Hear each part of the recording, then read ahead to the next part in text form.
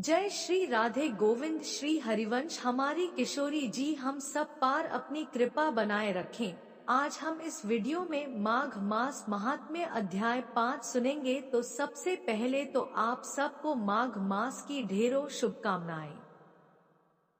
इससे पहले वाली वीडियो में हमने दत्तात्रेय जी के द्वारा सुनाया गया माघ मास महात्म्य सुना, जो उन्होंने राजा सहस्रार्जुन को उनके पूछने पर सुनाया था।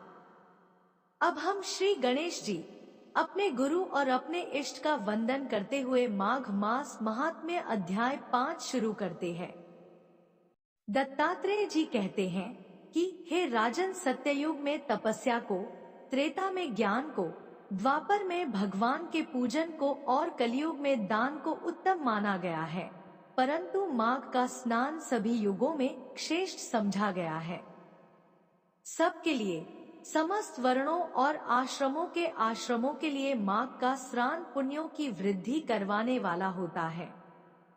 इस विषय में एक प्राचीन इतिहास कहता हूँ, ध्यान पूर्वक सुनो। भृगुवंश में ऋषिका नाम की एक ब्राह्मणी थी जो बाल्यकाल में ही विधवा हो गई थी। वह रेवा नदी के किनारे विंध्याचल पर्वत के नीचे तपस्या करने लगी।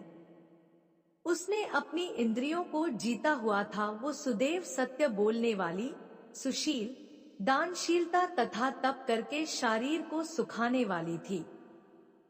वह अग्नि में आहुति देकर उच्छवृत्ति द्वारा छठे काल में भोजन करती थी।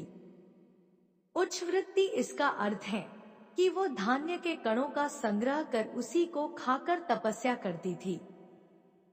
वह वल्कल धारण करती थी। वल्कल मतलब वृक्ष की छाल का कपड़ा, और संतोष से अपना जीवन व्यतीत करती थी।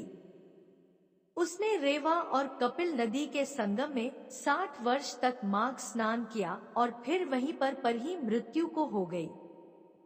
प्राप्त माघ स्नान के फल से वह दिव्य 4000 वर्ष तक विष्णु लोक में वास करके सुंद और उपसुंद दैत्यों का नाश करने के लिए ब्रह्मा द्वारा तिलोत्तमा नाम की अप्सरा के रूप में ब्रह्मलोक में उत्पन्न हुई। वह अत्यंत रूपवती, गान विद्या में अति प्रवीण तथा मुकुट कुंडल आदि से सजी हुई थी। उसका रूप, यौवन और सौंदर्य देखकर ब्रह्मा जी भी चकित हो गए। वह तिलोत्तमा रेवा नदी के पवित्र जल में स्नान करके वन में बैठी थी।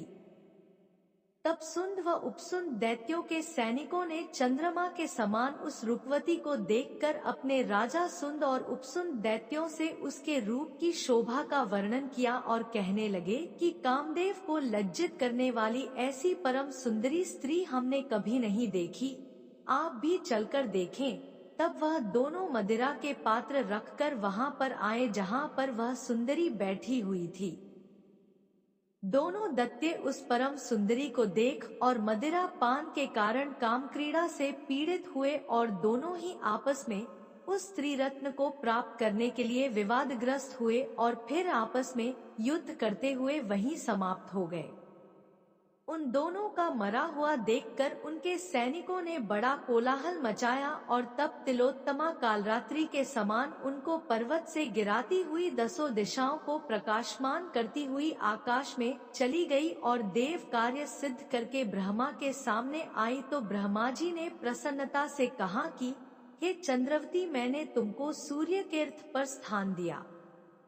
जब तक आकाश में सूर्य स्थित है, नाना प्रकार के भोगों को भोगो सो हे राजन। वह ब्राह्मणी अब भी सूर्य के रथ पर माघ मास स्नान के उत्तम भोगों को भोग रही है। इसलिए श्रद्धावान पुरुषों को उत्तम गति पाने के लिए यत्न के साथ माघ मास में विधिपूर्वक स्नान करना चाहिए। 5वां अध्याय समाप्त। तो आज का वीडियो यही तक। अगले वीडियो में फिर मिलेंगे, तब तक के लिए आप सबको प्रेम भरी राधे राधे।